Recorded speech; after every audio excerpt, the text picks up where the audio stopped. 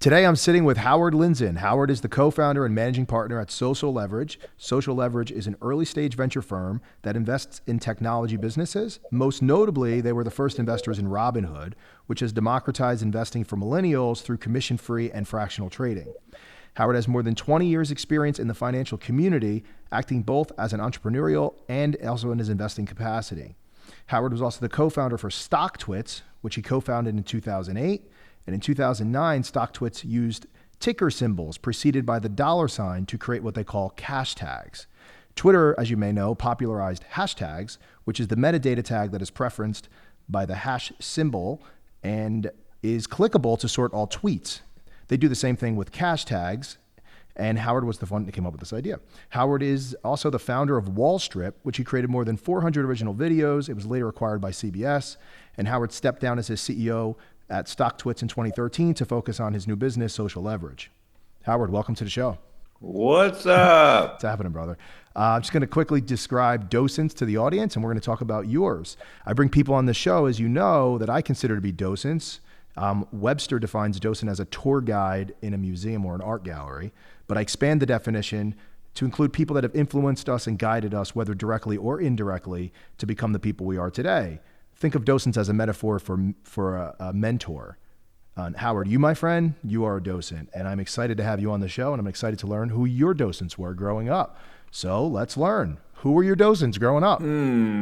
I think you could say it's a really good question, because I think I had a lack of docents, which kind of slows development. Well, I can't prove that. I think it slowed my development.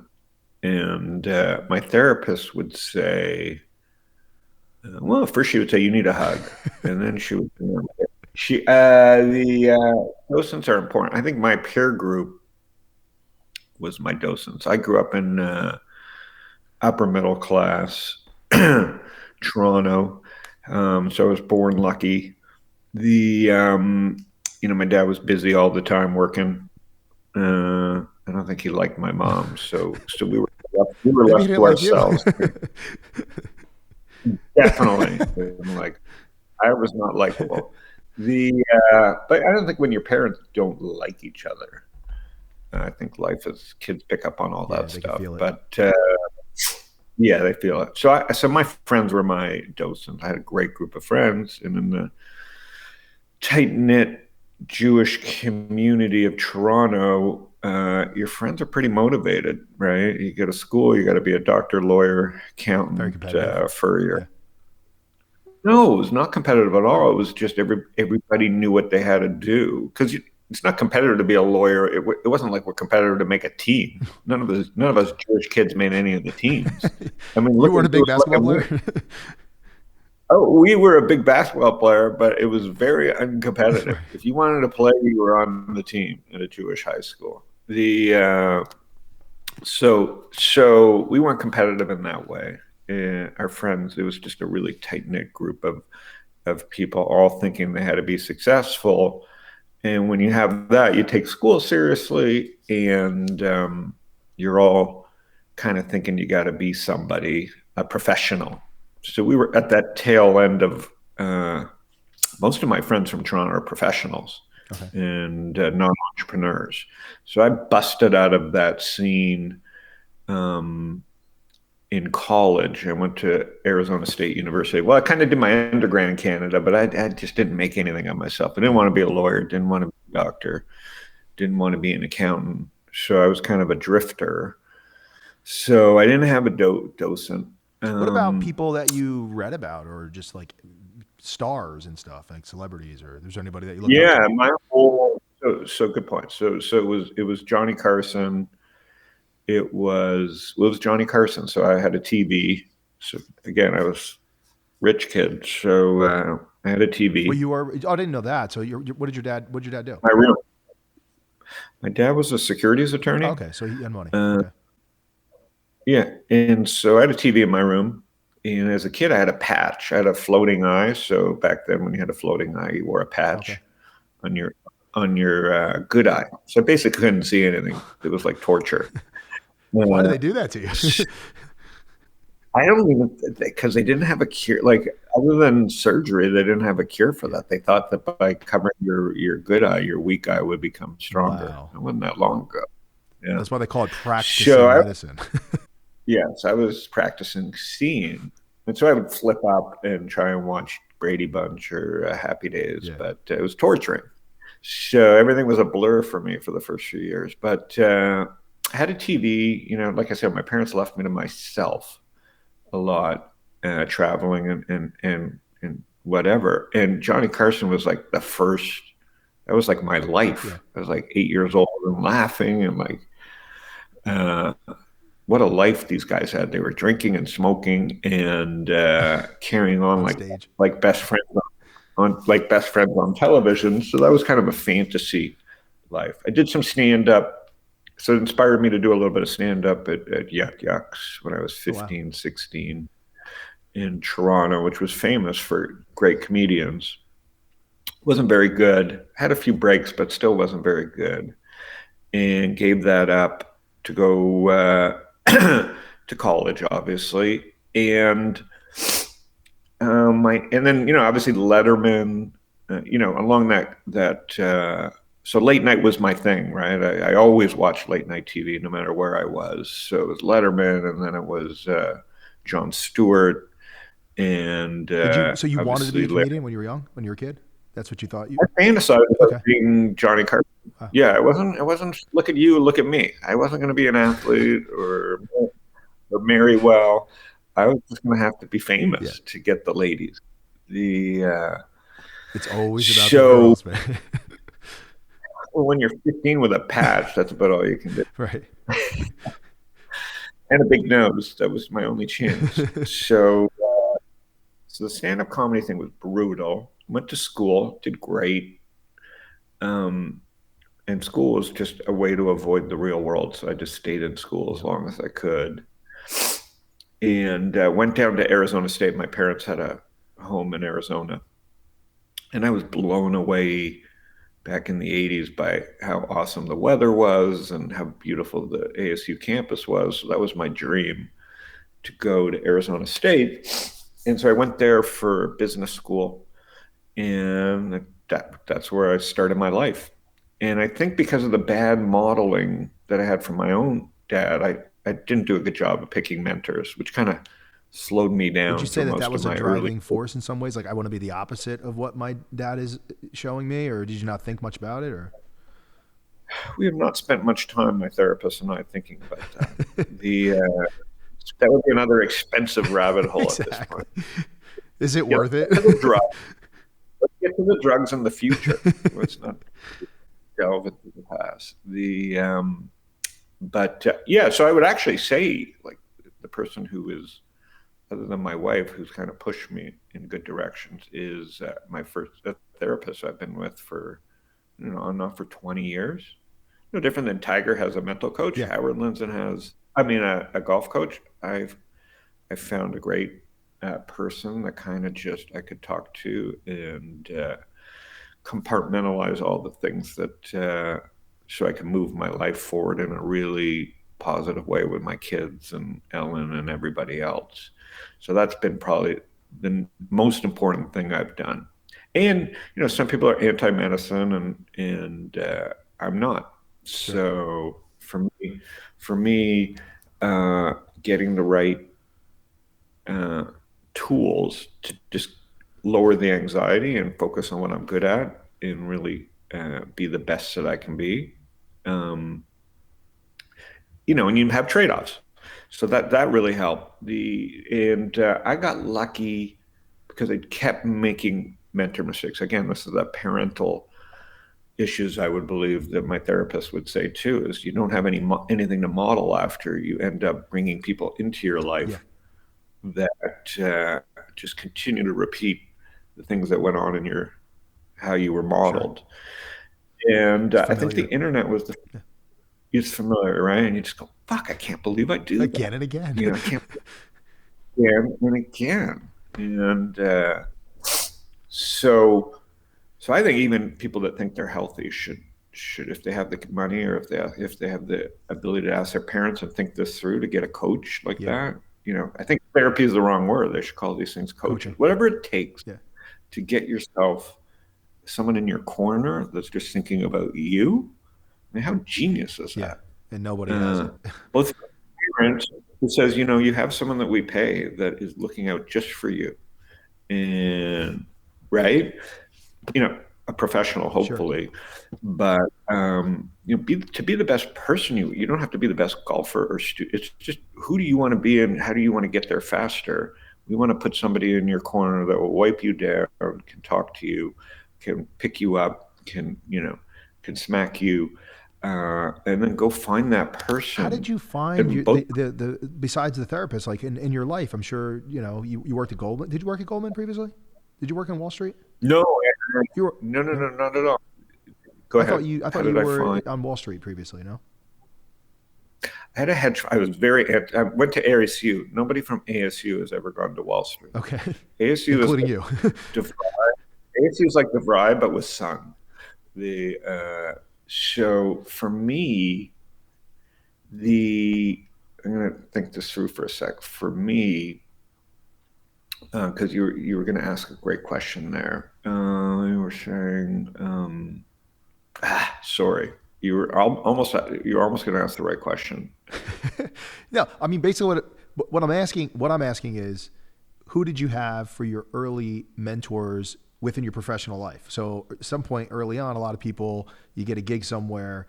Like for me, luckily, Lou Kerner, right? So Lou bought my company and he was like a mentor. He was a docent in many ways, taught me a lot of things that I didn't learn previously. Didn't have those types of people in my life, Super smart guy. Where was Lou at the time? He was running bolt.com and they bought my video sharing site, which at the time had more traffic than all of the video sharing sites. And so they acquired it. In fact, it's a really interesting story for Lou. We had an offer from Gorilla Nation, Cash, Kim.com. Remember him? He had Mega Upload. He was rolling people up, right? So he was trying to buy it. This guy, Eric Hawkins. Do you know Eric Hawkins? Eric was running stupidvideos.com back then, and he was trying to roll up a bunch of video sites. And there's a few other guys. And so basically Lou, he came in at bolt.com and made an offer, and his offer, everybody else was cash, and he gave me an offer for equity. And I was like, what is this guy, crazy? But then as I got to know him, I thought to myself, okay, so let's say I sell this thing for a few $1,000,000 in cash, pay half of that in taxes, whatever it is, roughly, right? And I'm like, back to square one, have to go do something else. Or I can go with these guys, roll up, and then combine the traffic on bolt.com, which was the first social network in 96. And they needed to pivot because MySpace kicked their ass. And I had all this traffic, and we were going to pivot into a video sharing site, which is what my thing was. And we were going to merge it into bolt.com. And I was looking at his background, having sold .tv, was at Goldman's, a Stanford guy. Aaron Cohen, I don't know if you remember Aaron, but Aaron was the founder of Bolt.com in 1996. And, this is a pioneer in the internet. They ran a development shop called Concrete Media. And I just, he's a Columbia guy. I was like, I was not pedigree at all. Didn't come from money, didn't go to the Ivy League schools, wasn't at Stanford, didn't know anybody in the Valley. People were also calling my website like Sequoia and Highland and Benchmark. And I was like, what the fuck is venture capital? Like, I didn't know anything, I just had a lot of traffic, 40 million users. It was crazy. And traffic, sales solves all your problems. It's like my thesis for investing is tell me about the team, tell me about the TAM. And what trumps everything is traction. Like if I met Mark Zuckerberg in 2004 when he's in college and he has no traffic and he's like, I kind of have this idea. I'll be like, yeah, I'm going to pass on this guy. Right. But then he says, actually, we have 20 million users. I'm like, you're a fucking genius. It changes in a heartbeat how smart he is. For me, it was, and then how we picked our therapist. So this is an interesting story. So, So when my wife finally got sick of it and said, we need to see somebody, you're like insane. I was very angry all the time. And I picked the wrong career. So the other thing is when you don't have good mentorship, sure. And I was really drifting into, listen, I was a smart kid. I wasn't like in the streets, and I got, I knew how to get what I wanted, and my parents didn't leave me stranded. But they just didn't give me the tools to be successful just on my own, right? And so I meet my wife. She's, good to me, but I'm now repeat, like just driving everybody around me nuts because I hadn't got my own demons worked out. Anyway, so it was like, we need to see somebody. I'm like, I'm not seeing anybody. What are you talking about? I'm perfect. And look at me, I'm perfect. I'm such a catch. Funny when we were thinking through, couples therapy or therapists in our 30s, and we're going through names. I'm not seeing a woman, and I don't know do this. And she came, and so she started going to see therapy with her family. Whole nother story. And she has a twin sister, and they got all their own problems. And she comes home one night, she goes, my parents fired this lady. They didn't like this lady. I said, I'll go see that lady. And that's who I've been seeing for 20 years, the people that fired. That's awesome. My in-laws fired my therapist. And I go, that's a woman. So I have good instincts is what I have. I knew how to get out of Toronto. And so, I don't know, I'm lucky. Like, I'm not some genius. I have good instincts. And my instincts were to get out of Toronto, flee my family, right? Hire this therapist, pick Ellen. We've been married 25 years, right? Get a dog. That's a good instinct. Love my dog. Move to the sun, right? You got to be pretty stupid not to move towards the sun. So basically, I was talk to my wife, please. I'm trying to go to Florida, and she won't do it. But you're doing the second best thing: build a dungeon. If you're not going to be in the sun, build a man cave. So good. I could just hide in the basement. Because even though I have the sun here, I still would do what you do and have a man cave. So kudos. So in rounding up my first 30 years, I had good instincts, and my wife took care of me. And I fled, and I picked the sun, and I got a good therapist. And that just did you aspire? All I did right until I was 30. Did you aspire to be wealthy when you were a kid? Was that a goal of yours? You were what? Like, it's like my son is to me. It's not his fault that I'm successful.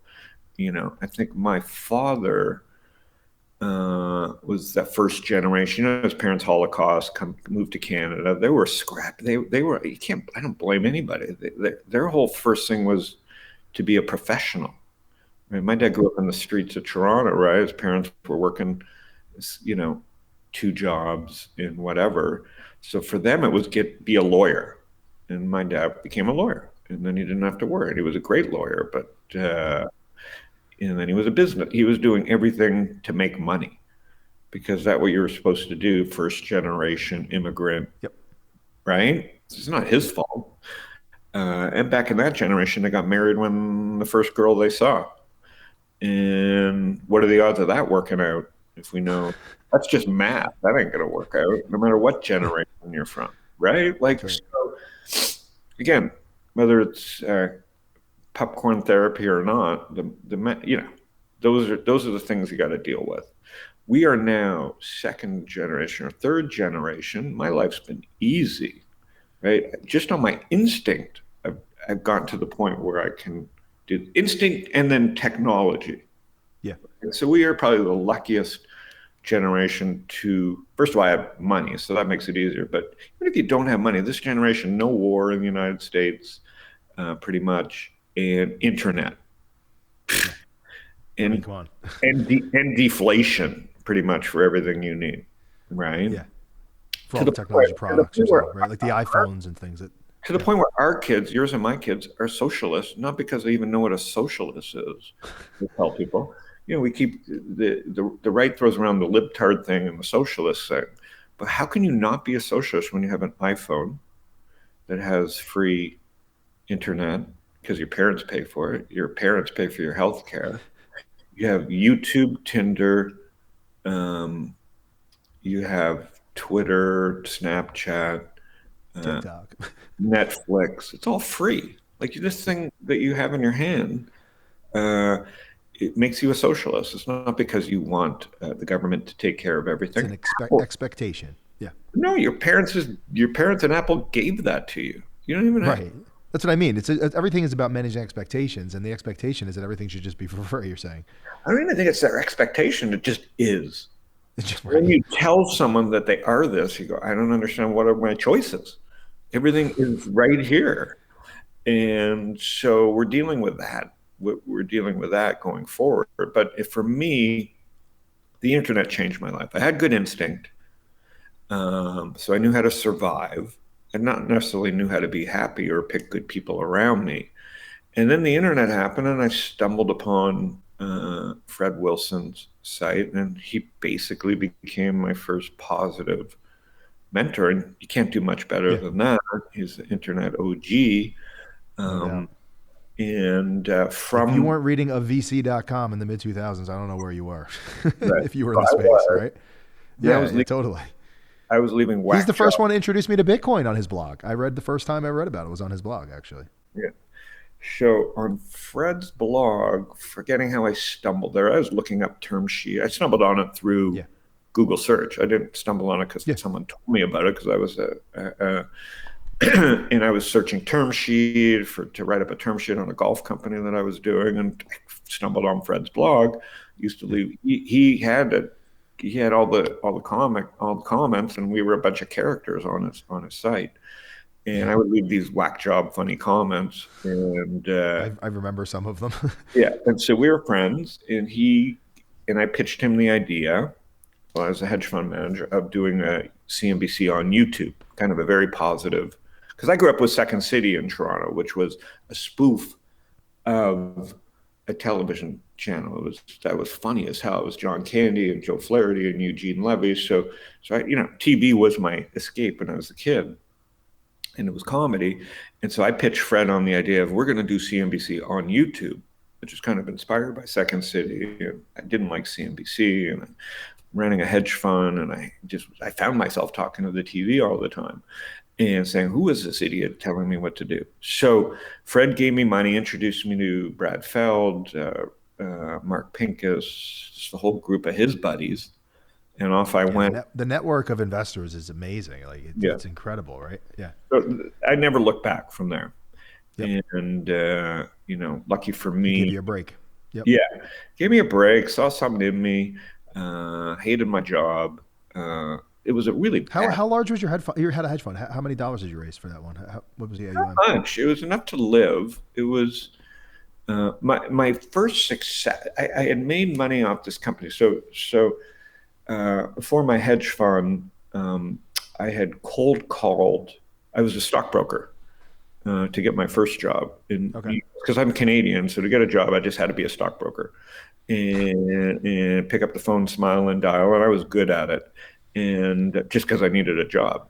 And I'd cold call anybody. You open up the news. I didn't know anybody in Arizona, so I'd pick up the newspaper, call people that I thought were rich, and I'd called this kid, Mark Scatterday. And he had invented a product called the Grip. It was a stress ball birdseed and balloon. And from that cold call led to a very small investment of little money I had, left being a stockbroker. And long story short, it became like a massive company for my first startup. We were selling corporate logos on this and selling it to retail. We were doing about 40 million a year, high margins, yada, yada, yada, making every mistake that you could make in business, because we had a high margin business. And from that, we made a lot of money. So did Mark, the owner of the company. And we started trading stocks together. And that's how I got into the hedge fund business. I was just managing his money and all my friends' money. It was in the 90s when stocks were going up. So you thought you were a hedge fund manager, So everybody's winning in a bull market, right? Everybody's winning. So then I became a hedge fund manager. Was that 90s? That was early 90s that was happening? It was like 92. Perfect timing. Perfect time. Small cap, healthcare, semiconductors, internet. You just can't lose. Yeah. Couldn't lose. And then I became a hedge fund, and I just hated it. So I was always reading about other careers. And that's what did you hate about it? Because the LPs were calling you and asking questions? No. I hated the idea of just matching yourself against the world. Like, the whole idea of trying to beat an index will drive you mad. It will make you miserable. It wasn't the clients. It was the competition against a object that is like, how would those dogs feel if they could think, if they knew every day they were chasing a rabbit around a circle, right? Yeah. They're dogs, so maybe they get depressed, but they can't tell you depressed. So if you're trying to beat the S&P, you are the dog chasing the rabbit. It's a dumb. That's true. Yeah.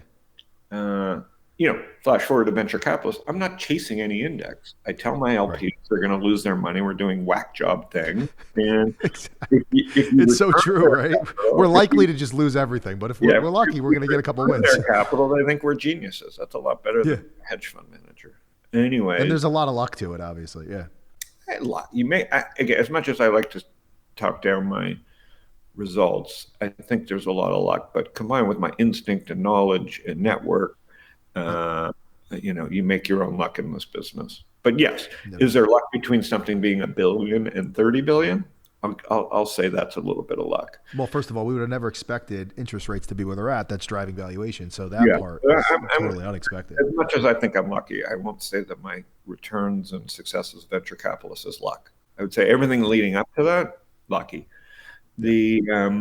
So Fred changed my life, and he didn't even have to do that much. It was more that he understood the internet, thought that my idea was good, shared his network with me. He obviously realized I wasn't going to steal his money and work really hard, and that was amazing. And what was more amazing is Brad Feld, who's also a legend. Yeah, and even Mark Pincus, who just beat the shit out. I mean, that's Mark Pincus, right? Every time he'd call me and go, "This is a dumb idea. This is a really dumb idea." He was beating the shit out of me. But wait, so he was an investor in Wallstrip? Yeah. That's someone I would have never expected that one. Wow. But believe me, he was a nightmare. So it's a really funny story. I've told it many times. Mark, I didn't know him. Didn't even know who he was. I had heard of Brad Feld. He was running Tribe.net back then, right? Yes, he was. So Fred had always backed him. Before that, Fred had made a lot of money with him in his first company. What was it called? It went public, right? Yeah, and he was a great entrepreneur. But I didn't even know who he was. So it's just a funny story. And Mark's an LP and very nice to me. And Mark's very much about what you does not suffer for fools. Okay, and Mark will give you his opinion whether you like it or not, and not subtle. So Fred hands me like 10 numbers. Fred goes, I'm going to invest in Wallstrip. It's genius. You go do what you got to do. I had no plan. And he gives me Brad Feld's number, who I knew from his blog. I call Brad Feld. I go, Brad, I'm doing this thing called Wallstrip. Fred gave me your number. He goes, I'm in for 50K. And I'm like, what? This is how it works? I didn't even have it. That's what by the way, I got to say this real fast. Raj Kapoor was investing in a startup I had. He goes, I want you to meet Reid Hoffman. I go and I flew all the way out to California to go to the LinkedIn office, right? This is like 2006, so he wasn't famous yet or anything, right? So go in the office and sit down at his desk. He goes, tell me the pitch. I said, if MySpace is an autobiography, then WikiU is your unauthorized biography. And he goes, okay, tell me more. I was like, okay. So then I said, it's a biography of every person on earth. He goes, I'm in. I swear to God. I was like, I'm sorry, what? And that was with Aaron, right? Aaron Cohen. There's no people like that anymore. Just like media. It's unbelievable. I was like, how did you make that? I was talking to Jason Hirschhorn on my podcast, having him, and the network of that era, media meets internet, that very first, I call it Web 2.0. Web 1.0 was everybody for himself, weird people, dungeons, Porsches. B-school guys, yeah. Yeah, B-school guys. Nothing wrong with it. It was just different. Web 2.0 was the greatest. That's where I was in, yeah, of all time. Will never be matched because it was. We had gone through the bubble. No one, and this is why crypto. Nobody wanted to give you money, right? No one wanted to give you money. Yeah. Mike Arrington basically started it on his back, right? Yeah. Stupid blog, right? And there was the other guy that was competing with the pink blog. Malik? No, Ohm's great. Oh yeah.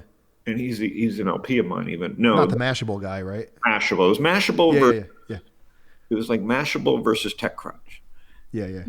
And I felt like I was like at the beginning. You felt like you were in the middle of. You knew it was happening. Yeah. You felt like you were in the huddle. That's right. Of a Super Bowl. You knew it was something. Everybody was like battling. And I don't know about you, but I got to meet so many everything people. was going to be the bubble. Like you were going to be compared to the bubble.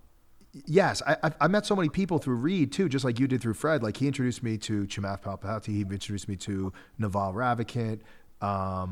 I'm just trying to think of some of these guys like that we all know, like Max Levchin, David Sachs. Like I met all these guys. And group. Fred had a different group. Fred had the East. Yeah, there was a totally different group. This is the PayPal Mafia guys, basically. Yeah, I was only indirectly in that group through Mark Pincus. This is why Mark is wealthy as he is. He goes between the Fred group.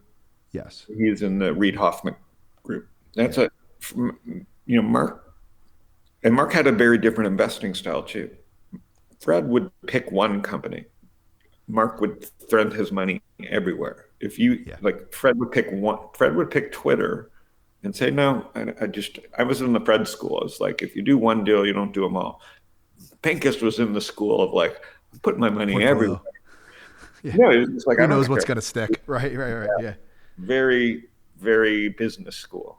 It's just interesting. And so I just happen to have the greatest cap table of all time. It's like legendary. Brad Feld, Roger Ehrenberg.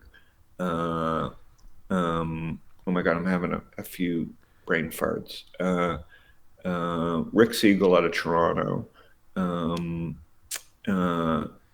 Fred and Pincus. So Pincus at the time, I raised like $500,000. Like honestly, over a Nokia cell phone or whatever. Well, there was no iPhone, right? It was my BlackBerry. Yeah, it was like BlackBerry, Nokia. And Pincus, so I call Mark Pincus, like cold call him, and I'm giving him my story, and he goes, "It's the dumbest idea I've ever heard." And then he goes, "That's fucking awesome." Yeah. Then he goes, by the way, tell Fred Wilson not to give up my fucking phone number anymore, and then hangs up on me. No fucking way. How did you convert him? So I didn't. So I call Fred and I give him the good news. I said, man, I can't believe it. I raised like $590,000 off your phone calls. He goes, no problem. And I gave next biggest thing you could teach an entrepreneur is like I was very generous with my advisor shares to Fred. I gave him like 10%. Yep. And it wasn't like he gives you all the intros. Turn it down. I was just like, no. He goes, well, that seems a little high. And I go, well, I don't care. And that was a really smart thing that I did. Even though I didn't feel like I was being nice, I just thought that's what it was worth. I didn't have a lawyer. That was just my own instinct to just overshare. And Mark kept calling me. So we raised the money, and 2 weeks into the show, he'd call me and he was like, "You're doing it wrong. You should do it in India." And you're like, you didn't vote with your dollars, brother. Yeah, really didn't vote with your dollars, but he was calling me the most. He was calling me the most. And, that's funny. And then we got it written up in the New York Times, and we had made it. That's like the Gray Lady, we didn't have a business model or anything. But 2 minutes into my show, I'm like, New York Times, it's Saturday Night Live of the internet, yada, yada, yada. And doing our books, and we didn't have revenue, so I'm just counting out the money we spend, and there's $10,000 more in our account one day than there isn't. No, he didn't just send you the money. Yeah, he did. So do you need some docs or what?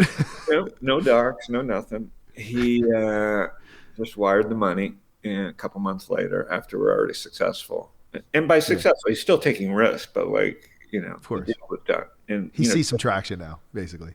So it's a really good investing strategy. Once you see traction, wire money.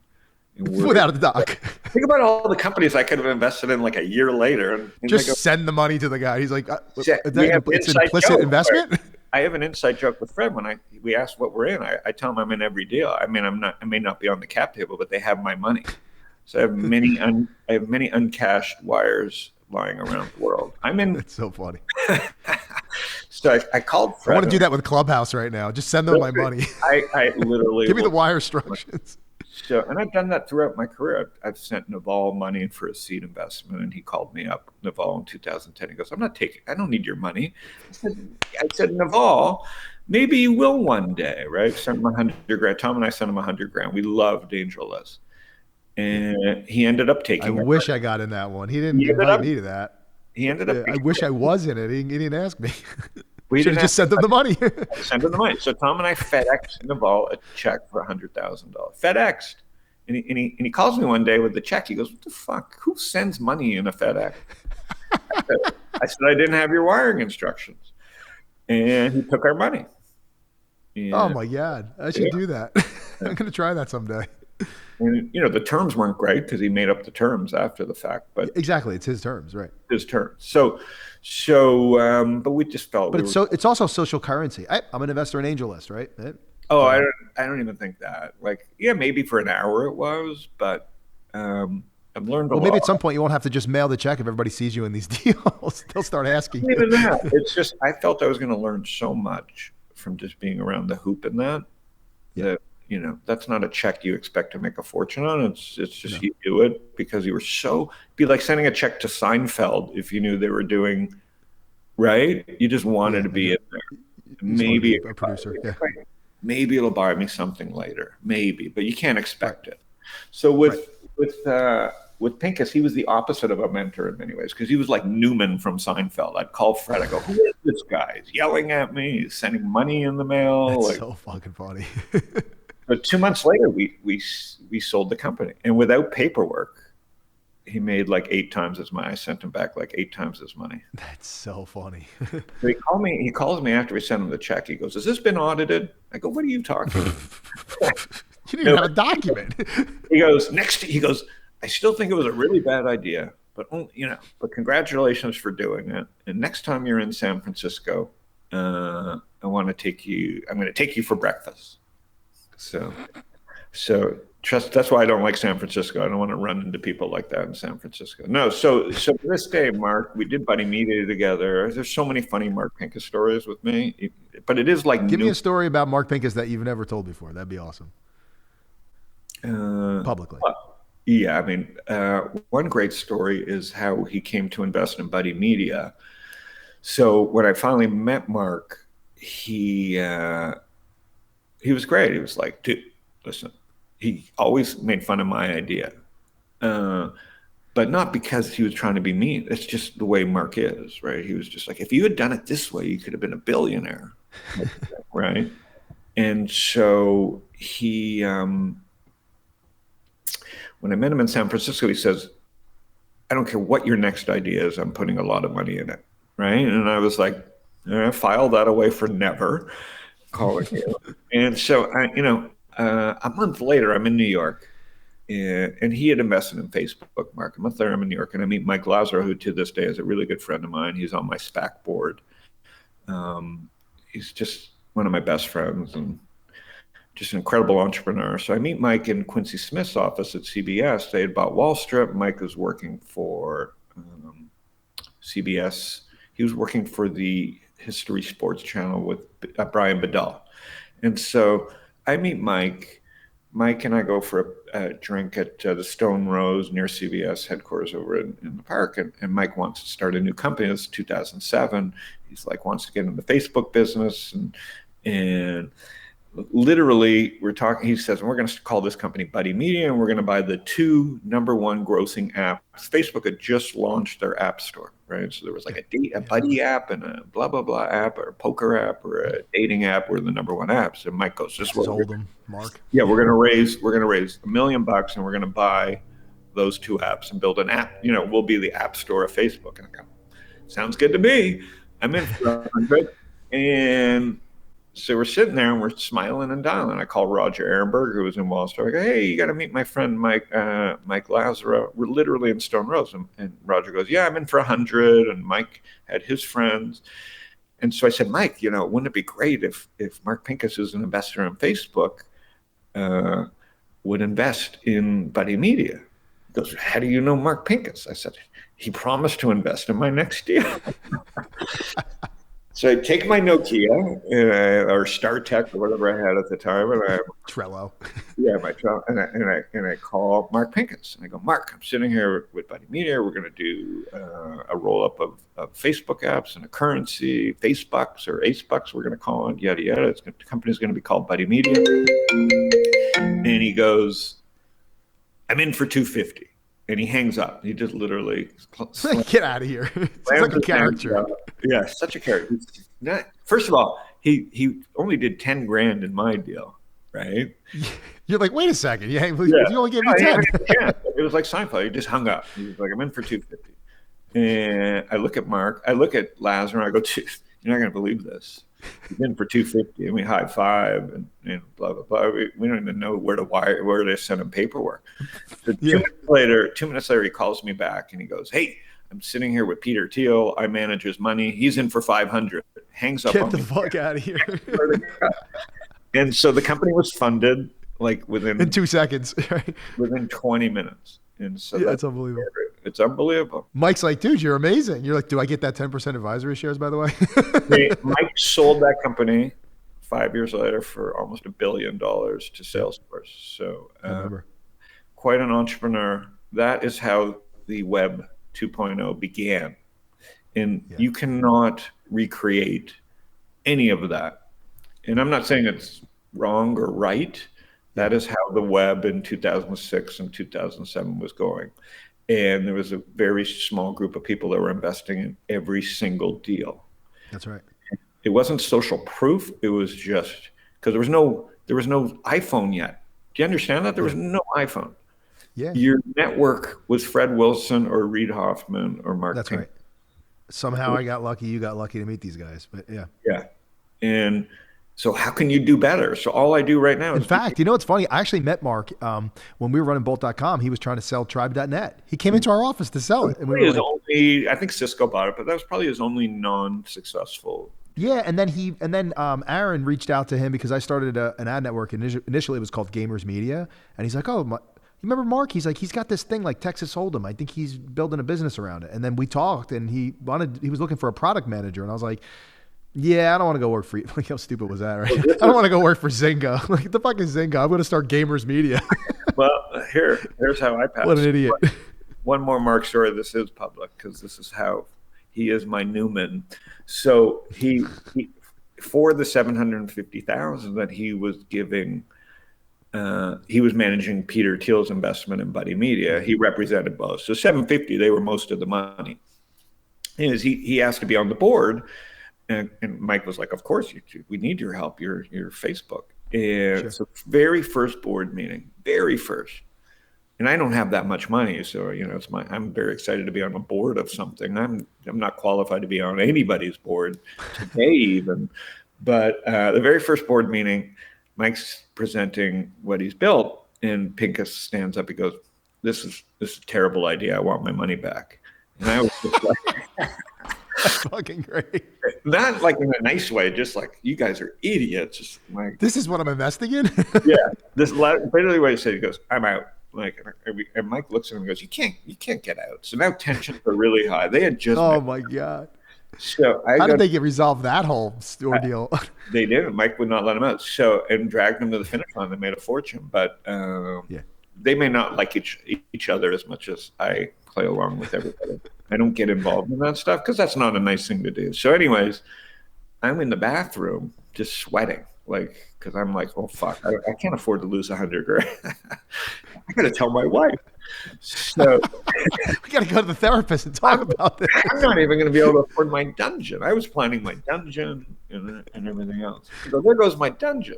So taking a piss, and Pincus walks up next to me. He's like half my size. He's taking a piss. He goes, I'm going to start Zynga, right? He goes, I'm going to buy that poker app. I'm going to build a poker app. And he goes, and just like, leave me alone.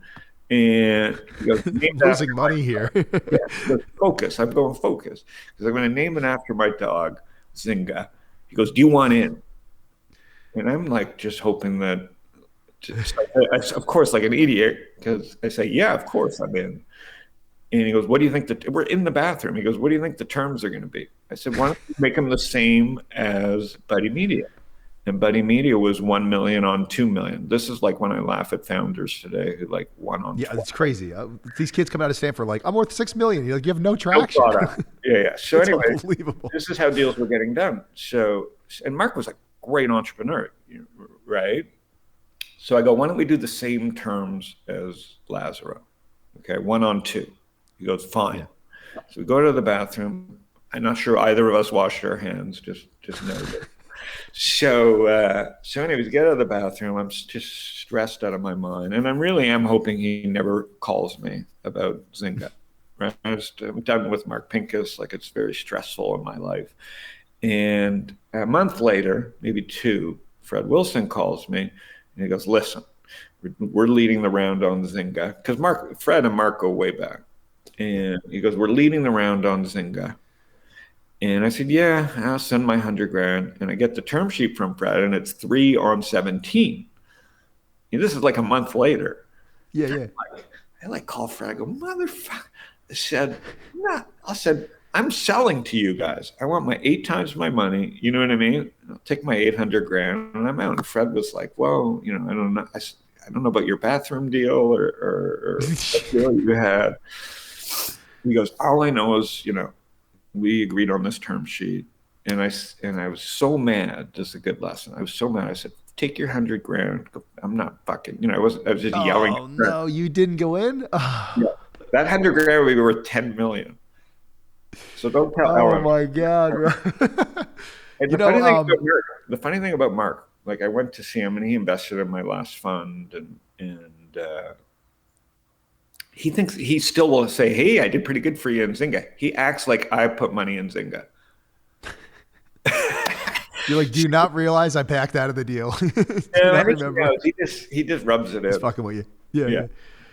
Reid Hoffman told me that the YouTube guys were squatting in the LinkedIn office and they said, will you invest? And he's like, sure, go talk to Roloff over at Sequoia. So they go over to Sequoia and then they call him up. They're like, we're so excited they're going to do it. But the valuation's a little bit higher now. And he's like, you know what? I'm going to pass, but I'll talk to Roloff. It won't be a negative signal. So he passed on YouTube over valuation. That's why he invested in my startup. That's why I didn't invest. He basically invested in mine because he said, I don't care what the valuation is. If I believe in the founder and I believe in the size of the market and I think you can execute, then I'm in. It is what it is. He's like, and the valuation don't matter. It's binary. Either it's going to be massive or it's not. Fred was the opposite. Fred said, Howard, if you love everything about it except the price, write the check.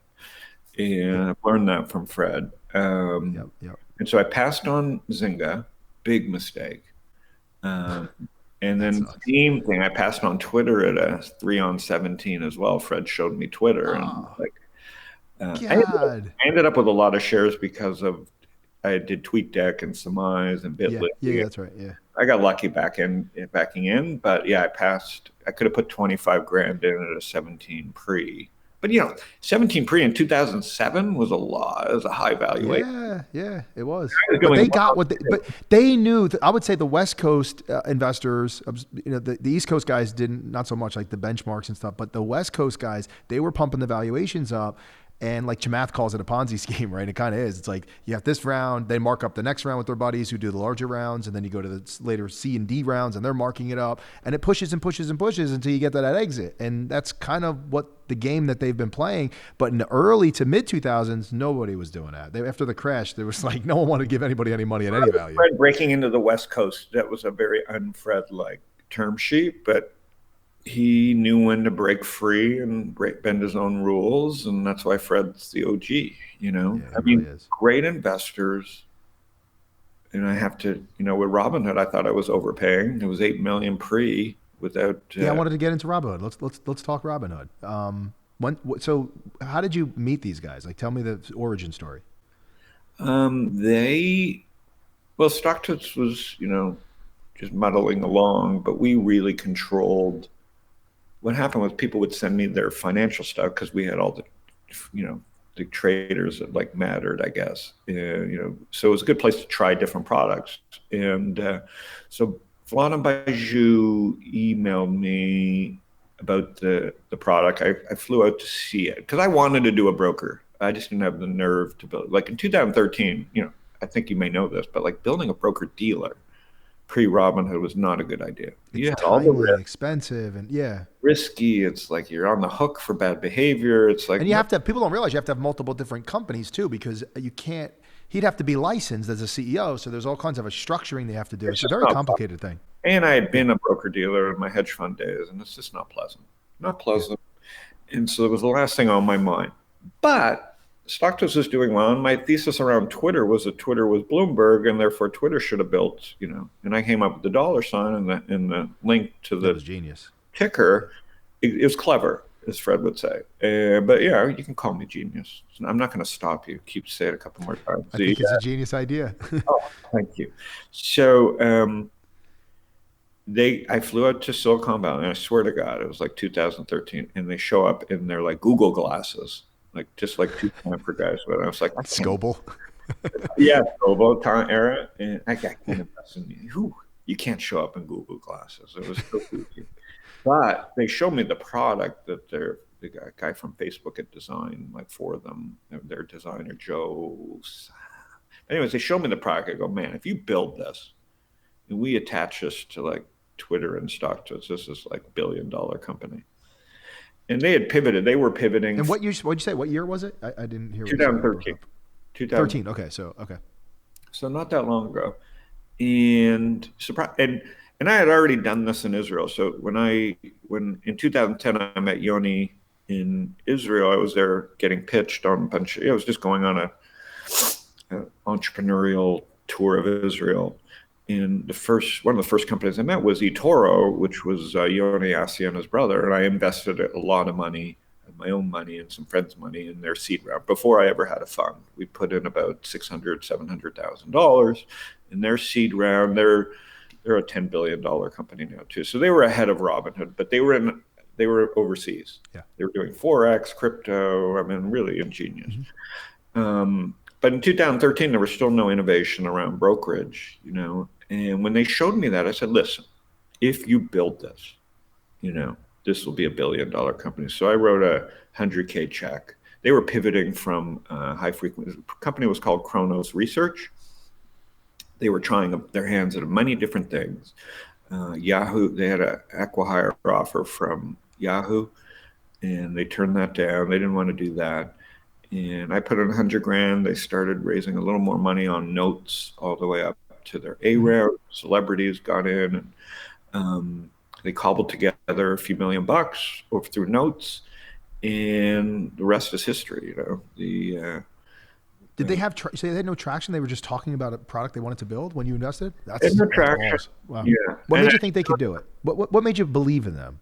Well, because they were saying the right things. They knew that it would take 6 months to a year. They weren't like. Because you can't be Uber this thing and put it out there and then get sued. You'll go to regulatory issues. Yeah. It's not like Uber where you pay a fine. So they just went and they built it, and they were building an API so that so you could trade from StockTwits. And my intuition was, and so was theirs. First of all, I got a lot wrong. They were like, "Let's make this free," and I said, "Listen, I love everything about this." Howard Business School, Howard. And I said, people will pay $1 a trade. And then to their credit, they were like, sure, Howard, and never listened to me. They were smart. They took my money and didn't argue with me and didn't listen to me. So I think what they got right was timing was right. The Twitter world, So when you put the 100 in, Howard, how much money in total was put into that first round? It wasn't. They had burned through, I think, $1.5 million. They were out of money. They were going to sell. So I think, I started introducing them around. They raised a little more here and there. They built this waiting list. What was your valuation on the 100? How much was the valuation on the 100? $10 million. Okay. And then their A round was $60 million. So it was pretty impressive. Is that the one that Social Leverage did the $1 million investment in? $800,000. Yeah. We tried to. 800,000. Yeah, we tried to lead it, but Index beat us out. So, okay. Yeah, so they're billionaires and I'm thousandaires. So, what was the valuation on that one? You said 800,000 into what? Around 64 million valuation. Wow, and that's what $40 billion today. Pre-launch. Is it 40 billion right now? Is that in the secondary? Is that what it's been going? It's 30. It's 30. I think I saw an offer the other day for 40 for in the secondary. Crazy offers, and we'll see where it goes public. We've sold them along the way, as did the founders. So, how much of a factor of luck would you say would play into that investment? Not number one, meeting them. Number two, assessing them correctly. Meeting, it wasn't like I met them. I flew up. I was looking. You seek them out, okay? Because I was eToro, right? So I knew this would work. So I knew it was working everywhere, all around the world. Yeah. And so I, as soon as they called me, I got on a plane. It wasn't like they flew to see me. Yeah. So to your point before, when you said whether it's $1 billion or 30, you were thinking about Robinhood because you're like, I think this is $1 billion company. You just couldn't have imagined the world and valuations would go here. Yeah, that's what we sold some at $1 billion. Hey, sweetie, we sold some at $1 billion because I'm like, when it went to, okay. I'm like, that was my escape velocity idea, Yeah. Wait, so you put in the 100, and then you told me like a couple weeks or a couple months ago, you said that you sold some recently, right? Because you were raising a new fund or something like that. Did you take some off the table? We sold some at 11 billion like 6 months ago. Okay. To return capital to our investors. Did you think in 6 months it would pop like that? No, but I mean, again, you have to be responsible. They're private markets, so you sell a little bit, right? You never know. And then look what happens. They had a scandal that happened. I mean, I don't know if the valuations obviously haven't changed much, but you never know, right? Scary. So yeah, you're probably like, yes, I sold, and then the valuation didn't go anywhere. Damn it, why did I sell? Yes, you sold. You just sell. You have to be professional, and you just listen. We still own 60% of our position. It's not like. Are you going to hold that through the IPO at this point because you took some off? I think some of our LPs will just say send us our certs, and we'll do tax planning. And for me, I don't get emotional about it. It's like a public company at this point. You sell. I'm not running the company. I actually through a secondary broker last year during the pandemic, they had a valuation of like $8 billion, and I literally signed the documents, wired the money, it was completed transaction, and then a couple months later they rofered the deal. I was like, shit. And then they had this big valuation change because they had a new fundraising. So like they literally rofered us, and then they announced the deal like a few weeks later. I was like, oh man. What a step up that would have been. It was like an $8 billion valuation. And then I think, what is it? Like, I forget what the next round was. It was like 20 billion or 30 billion, some crazy number. Yeah. So that sucks. I think if you've been in the business as long as me and you have the network that I had, it'd be almost impossible not to be successful. So again, I'm trying not to have an ego about it because, you'd have to be an idiot. That's one of my questions. I ask a few people on the show. If you had to measure your ego, your humility, and your pride and give a percentage to each, what would you do for yourself? I mean, your ego always gets in the way a little bit. I pride myself on laughing at myself. And that's not because of practice. I literally think I'm an idiot. The Larry David, Johnny. If you watch Johnny Carson, who was the best at it, he made fun of himself all the time. Who was the second best at it? David Letterman. What did he do? He made fun of himself, right? What does Jerry Seinfeld and Larry David do? And John. Larry David's the best. But they just take a piss out of themselves, right? Yeah. And so it's not about ego or not. That is my style, is to just disarm. Sure. It works, I mean, if Jim Cramer could make fun of himself, I think he'd be much further ahead. But his style works for him. And so I think Fred and is as the original, and Roger Ehrenberg, people that really have had an influence on me. They're very low ego. People will accuse them maybe of having an ego, but they don't. They make mistakes. We all make mistakes around saying something that comes across terrible, but very low ego people. And so what were the other choices? Ego, pride, humility, humble. Yeah, I mean, I think I like anything else, I have a lot of pride, and I think I have enough people around me that are checking me, like, hey, you sound like an asshole on your blog, so tone it down. I think you have to have people around you that just can tell you you're an asshole. Yeah, totally. So I don't get away. I've been there before you've made it. I make a lot of mistakes, but I don't get away with much. It doesn't get too out of hand.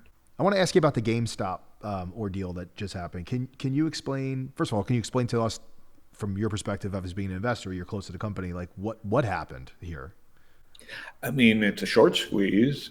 I tell people it was a short squeeze at internet scale. I don't think the internet had been organized in a way for this to happen until this year. Meaning, so it became like a liquidity issue or capital margin. It was a margin issue. I mean, forgetting the Robinhood's problems and all the other problems, this is like for the hedge funds. It's very hard for me to understand it today at $135. So I can easily explain everything until I see the price today back at $135, like a great white shark lurking. I can't explain who would want to own this thing at that valuation over a weekend, knowing what's happened in the past. That's just, we're living in it with a generation that has a very weird view of risk. And they don't look at fundamentals. And they're willing to like play chicken at a level that hedge funds played chicken, but they always knew where the shares were. And if you watch the original Wall Street movie, there was like two dudes, they knew where everything was. And that kind of made sense to me. This is internet scale. No one knows where anybody is.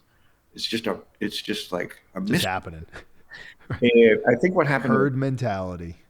No, but I also think the hedge funds got their ass handed to them because they had models that were okay. If this gets into like 5 standard deviations, we'll put on our shirt. Like when GameStop went to $80, they're like, wait a minute, this is now 5 standard deviations.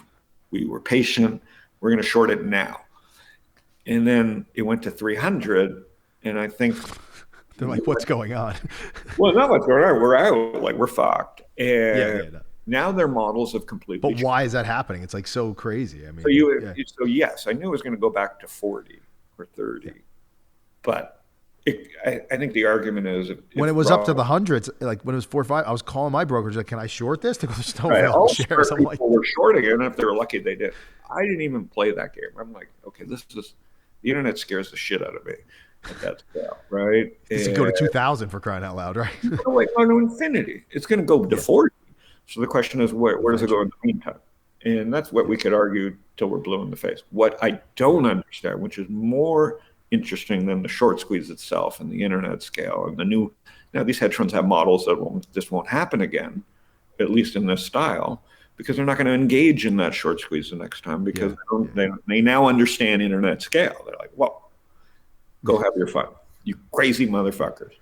And in your underwear, sitting in your room, day trading us. Internet scale. It's just a scale that they don't understand. What's interesting to me is that it's $135 today. Today, yeah. And that just reminds me of the movie Jaws, when like Robert Shaw is like getting eaten by the shark, and like you can't even imagine how's the shark doing what he's doing. And I think GameStop's doing things that like confuse me. And God bless. How do you think Vlad handled the whole thing? Like this whole PR ordeal that they had to deal with. Well, again, what would you have done? What would you have done differently? I guess. Well, I think there's 2 choices. In hindsight, again, I don't know how scary it was to get a call in the middle of the night that you need to put up capital, right? So, I mean, they did what they did. I knew the old communication team; they were always great, young people, but I'm sure they got burnt out. To me, it's easy, because I deal with this every day. Every day there's a fucking crisis on StockTwits because some prima donna avatar who thinks they know the internet is yelling at StockTwits, we're criminals and we're this and that. So I deal with it every day, which is shut the fuck up or leave. That's what we do on site, free product. Now, Robinhood's a little different. So in my mind, in hindsight, is easy. Trump told us 2 things. Fake news. You come on and yell fake news, and you give it right back to them and say, you don't understand, how evil people are, right? Like, that was a choice. I'm kind of glad they didn't do that, but that's a choice. That could work. Or you say, man, look at us. It's embarrassing. We look like, I look like Dracula. It's not my fault that I don't know how to talk to people. We went to Stanford. We're not bad guys. We're going to hire somebody who really understands. To your point, a little self-awareness and kind of make fun of yourself. Jab at yourself that says, look at us. We're not evil. We just don't really understand. We built a great product and things got out of hand and someone yelled at us to raise more capital, and we're going to fix this. And it's embarrassing. And that should shut down the crowd. But instead, they just made it worse, I think, by because he knows the answers. It's a very tough question. And then to go on CNN, their customers aren't on CNN. So I would have gone on StockTwits and said, hey, man. MTV. I would have just gone to Reddit and just done a Q&A. Sure. Right? That's true. Do an AMA. Yeah. So that's easy for me to say. In hindsight, yeah. Yeah, and I would. It was happening quickly. It was happening rapid fire, right? Happening quickly, and everybody was throwing everybody under the bus. So I don't know. I think they did a good job in the. Well, I saw Vlad. He went on Dave Portnoy's show. Wouldn't have done that. Would not have done that. Yeah, I mean, then he wore the hat. That was kind of a little silly, but I don't know. I think he was trying to make fun of himself a little bit. To your point, he was trying to have fun with it, but it didn't work. You have to be aware enough that late in the game, if that's not your game to make fun of yourself, don't do it. Just apologize. Yeah, I wonder who told him to do that, or if it was just his idea. I'm saying, like, kind of silly. At some level, you have to either attack or apologize. I had Scaramucci on my show, right, Howard? And I said to him, I go, I think Dave had a good point. Like, why would you block the buying but not the selling? And he goes, well, that's not capitalism. It's not a free market if you can't sell. I go, but dude, you're locking them in. And he says, Jay, they're hedge funds. They're going to go to another platform and short it. It's not like just because you can't do it here, they're not going to do it there. And these retail investors are going to be locked. The worst takes were Dave's. Listen, and if I go on Dave's show, I go, Dave, can I remind you that you are a bookie on the internet? And that every Sunday, NFL Sunday, 50% of the boys that like you lost their fucking food money. So the fact that Tucker Carlson and Dave Portnoy are who we're taking takes from, I mean, think of the comedy of this. Guy runs an internet. He's a degenerate gambler as his day job. He's an admitted degenerate gambler with hot takes on Vlad, who is definitely not a gambler, and definitely created a product that. I think he didn't understand the part that Scaramucci was explaining, which is if you said that to the retail investor. Why are you going on to Dave Portnoy's show? Come onto your show. Come onto my show. Come onto a show where someone who actually isn't a degenerate gambler. So if I go on Portnoy's show, I go, Dave, just before we get started, you run a gambling site. And then every time you attack me, I would say, Dave, just so you know, I know you think that we're bad, but you run a gambling site on me. That's awesome. So all right, enough of Robinhood. I just wanted to get your take on it. I was just curious what you thought. I don't have a take other than by the way, I didn't ask you this. How nervous were you when it all happened? You're like, fuck. It wasn't that. It was just my $100,000. This is happening again. I think your LPs get more upset than you do. You have to. So it created derivative aggravation. Sure. And you don't like derivative aggravation because. Were you feeling good about your liquidity event that you had just recently off of it? No, I'm just saying. Again, we have enough LPs. Brian Norgaard's an LP of mine. Goes, Howard. People don't understand internet scale. He ran Tinder product, and he's like, Howard, all news is good news when you have internet scale. Yeah, that's that is just the truth. And again, we go to this. What is GameStop? Internet scale short squeeze. And what we I want to ask you. What we've learned about internet scale is it doesn't go away very fast. It just lingers. It's just so for sure. People. He's a critical mass. He's a total critical mass now. I have to hop. Can I get you for a few questions on Bitcoin because it's one of the focuses of my battery may go quickly. Okay, let's first of all. When did you first learn about Bitcoin? You can go quick on your answers. Just to wrap it up. 2010, Yoni Asia told me to buy it at 12 cents, and I did. And you did? No. But I invested in eToro, and that's a $10 billion company. Okay. And when was have you had an aha moment? Do you believe Bitcoin is the future? Have you had that every day? I have more aha moments. I get more. Okay, great. And when was your first purchase? What year? 2013. Oh, that's pretty good. It's really good. Yeah. Okay. What's the most compelling aspect of Bitcoin to you? I don't know if it's Bitcoin that's the most compelling. I think the exchanges are the most compelling. The fact that you can go to FTX or Binance or Coinbase on a Saturday, and that's what the catalyst has been for growth, right? Yeah, I just think that it's markets educate, and the fact that there's all these exchanges is fascinating. What as a percentage of your net worth, how much do you have sitting in Bitcoin these days? I mean, too much because it's exploded. That's where I think we're in the new bull market is that people aren't going to bring there's enough over there that, even if I brought back 50% of it, that's going to help build another internet. That's amazing. Yeah. That's the take is that people don't understand that enough people are Fred Wilson over there now that it's just going to be something. So for the audience that's trying to learn about Bitcoin, what is your favorite book? What do you think they should read on Bitcoin? What's been the most helpful that you've read? I don't read. I just follow Fred and Chris, and they're long. Chris Dixon and Fred Wilson. It's like okay. Part of my thesis is following smart people and stop worrying about every little. Fred Wilson and Chris Dixon continue to invest all their time in that area. I mean, why would I second guess that? And as a percentage of net worth, what do you think the average retail investor should be thinking about today? Yeah. I gotta think I'm 20. I mean, it's embarrassing because I don't know how to get out of it. But again, it's not get out of it. I don't want to. I'm involved in some funds that have done a great job, and I'm sure, they're not. And it's if you call Fred, they're both. I mean, more developers, more this. So it's they think it's But going. luckily, my net worth is going up, so it's an ungodly, scary amount. But I'm not scared. Are you self custody? You're self custody, or you're in funds? You said Both. Yeah. Okay. Yeah. But so, price prediction: 5 years, 10 years. No, What could care less. I just think there's enough new things that I don't care about Bitcoin and Ethereum anymore. I think you don't have a thought on what you think it will go. No. Just number go up. Probably lower on the ones that you think are going to be higher, but not significantly to the point where it matters.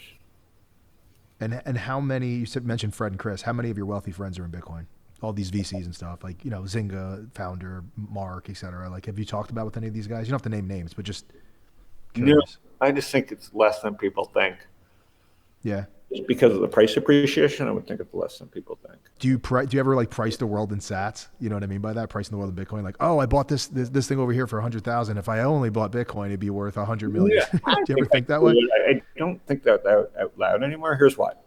If I bought Bitcoin when Yoni had told me to, they would all have been lost at Mt. Gox. There's no way I would have taken them out of Mt. Gox. And guess what? I think I would have been suicidal if I had as much money as I think, and then had it lost at Mt. Gox. Who am I going to talk to at that point? I'd be talking to myself for the rest of my life. So I think the lesson here is, I'm not saying it's normal or that you can avoid it. I'm saying that it's not worth it. Like, get in the game. You're going to make mistakes. I didn't do Twitter. I didn't do Zynga. I didn't do Carta. I didn't do Bitcoin. I'm still doing pretty good.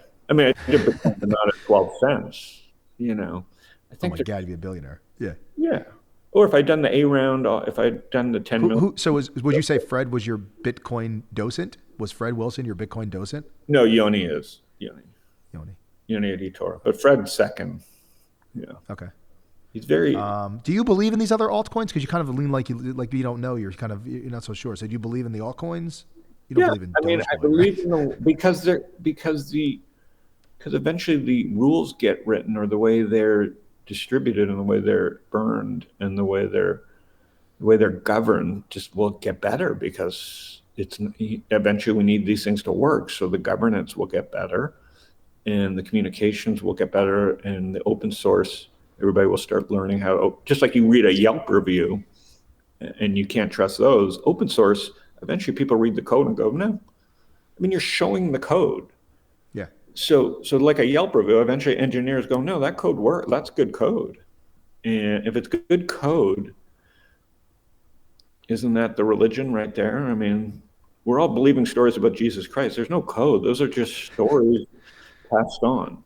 Code is like Clubhouse. I'm I created a new group called Digital Gold, and it's a new club. And I'm in another club where I'm a moderator. It's called Master Bitcoin Today, and we do a Sunday Satoshi service to make fun of it, like, because it's like so religious, It's where you should go in there and listen. It's so funny.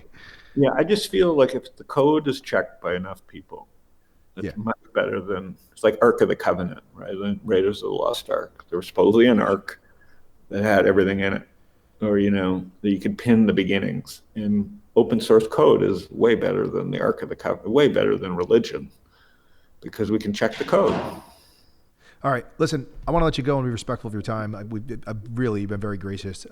Thank you for coming on the show, and we'll talk again, man. Yeah, that was fun. Thanks, Jay.